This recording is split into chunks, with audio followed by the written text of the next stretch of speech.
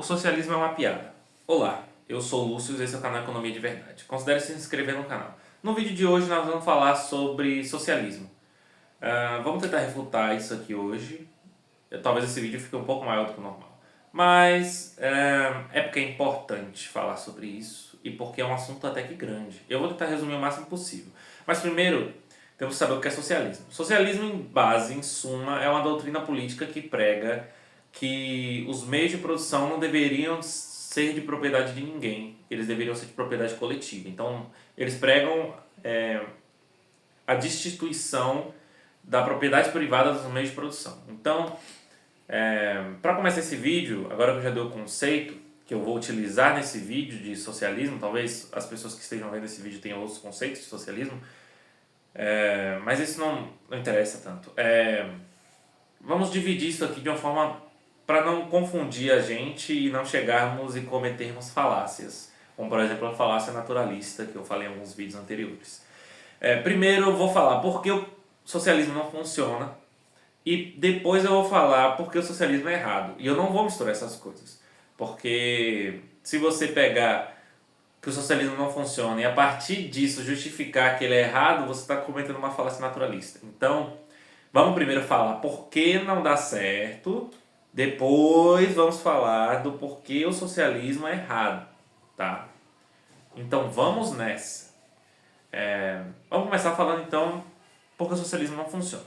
O socialismo não funciona porque há um problema do cálculo econômico. Isso é o básico, mas eu vou explicar mais profundamente. O socialismo tem duas formas de se instaurar. Ou ele toma a propriedade privada dos meios de produção, de produtores, que os marxistas chamam de capitalistas, que são os empresários, que são os donos de fábricas, donos dos meios de produção.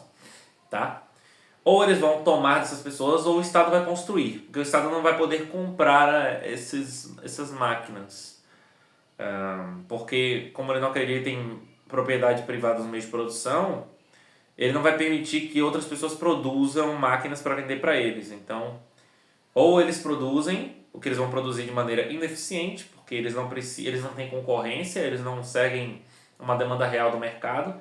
Então, eles não são eficientes, eles não precisam produzir o máximo com o mínimo.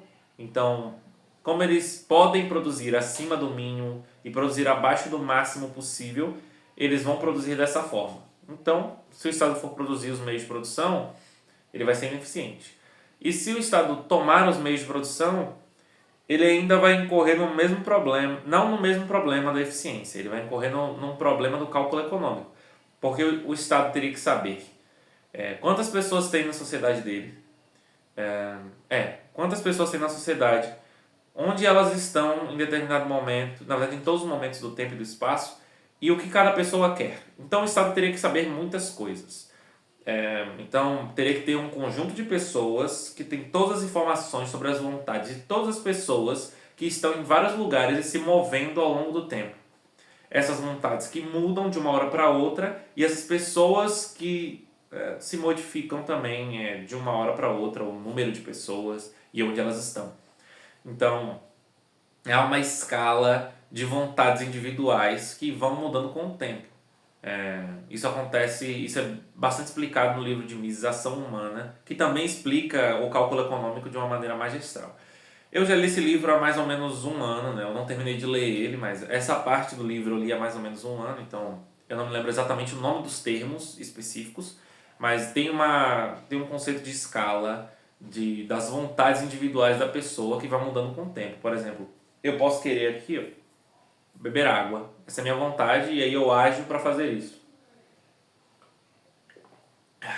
Já que eu bebi água, agora eu posso já não querer mais beber água. Eu posso, sei lá, querer tocar baixo.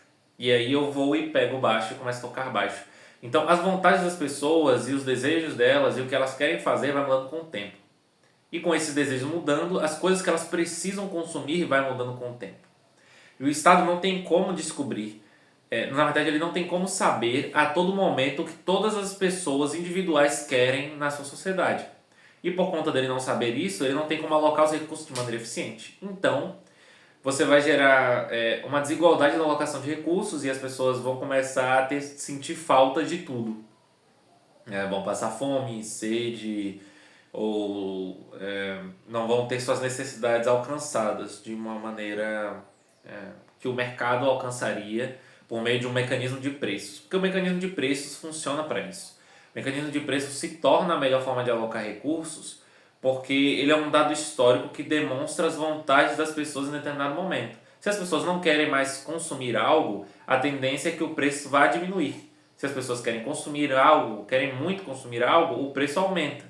E isso ajuda o produtor a saber quanto ele deve produzir de cada coisa. Ora, se eu posso vender a um preço mais alto, a tendência é que eu vou fabricar mais daquilo. Se eu não posso vender a um preço tão alto, a tendência é que eu vá querer produzir menos daquilo, ou estocar aquilo, ou eu vá migrar para outro produto, começar a produzir algo diferente. Então, no mercado existe essa autorregulação por conta do mecanismo dos preços, e a produção consegue entender muito bem o que cada um precisa. E com o Estado regulatório, na verdade o Estado socialista, controlando completamente a produção, os meios de produção, não há isso. Então as pessoas sofrem. É isso. Economicamente não é viável porque sempre vai causar essa desigualdade na alocação de recursos. E pessoas vão ter muito e outras pessoas não vão ter nada, categoricamente. E não há como elas se esquivarem disso porque é o Estado que decide quanto vai para cada pessoa. E é isso. Isso é falando sobre por que não funciona. Agora vamos falar por que é errado. E não mistura as duas coisas, tá? Isso aqui já é outra parte do vídeo, não tem nada a ver com o que veio antes. Tá? Por que é errado? Porque viola os direitos naturais das pessoas. O conceito de direitos naturais é um conceito bastante amplo, que existe há muito tempo. Mas o que eu uso são os conceitos da escola austríaca, que são construídos principalmente por Murray Rothbard e também por... Caramba, qual é o nome do cara? Aquele cara do A Ética e a Economia da Propriedade Privada. Esqueci o nome dele. Hans Hermann Hoppe. Hans Hermann Hoppe também. Tá? Então vou usar os conceitos de direitos naturais, que são 3 direitos naturais básicos, que é o direito do seu próprio corpo, o direito a constituir propriedade, ou seja, o direito à locação da propriedade, né, a ter propriedade de algo, e o direito ao livre contrato, que são os 3 direitos naturais. Eu posso explicar em outro vídeo de onde se derivam esses direitos, mas o importante aqui é pensar nesses 3 direitos naturais. O básico para se entender por que eles são direitos naturais é porque se você está debatendo com outra pessoa, você acredita que vai haver algum tipo de concordância, pelo menos concordância de que você vai discordar dela e que concordância de que vocês discordam. E a partir do momento que você está debatendo, você acredita que aquela outra pessoa com quem você está debatendo, no caso eu com vocês que estão vendo esse vídeo, eu acredito que vocês, ou seja, quem está falando acredita que o outro tem propriedade sobre o seu próprio corpo, porque se não tivesse, não faria sentido debater com ela. E a partir disso se derivam todos os direitos naturais. É uma explicação um pouco mais longa, um pouco mais ampla, mas eu vou deixar para um próximo vídeo. Enfim. A se entender, o básico é que viola os direitos naturais. Por violar os direitos naturais é objetivamente errado. No sentido de, se você não pode ter propriedade nos meios de produção, o Estado está ativamente te proibindo e te tirando sua própria propriedade. Então ele está violando seus direitos de propriedade. Por exemplo, se você faz uma locação primordial, né? Você faz uma aquisição primordial, como diria o contratualista John Locke, o que vai acontecer é que você foi o primeiro a chegar em determinado local, digamos que eu sou o primeiro a chegar numa floresta, e aí eu corto as árvores e começo a plantar. E aí aquele lugar é meu, porque ninguém tinha percebido que aquele lugar era um ambiente que poderia ser utilizado para produção. Então ele não era visto como escasso até aquele momento. Então agora ele é visto como escasso, ele está integrando a economia, ele é minha propriedade. Só que o socialismo vai dizer que essa não é minha propriedade. E existem algumas justificativas possíveis que podem ser feitas do porquê,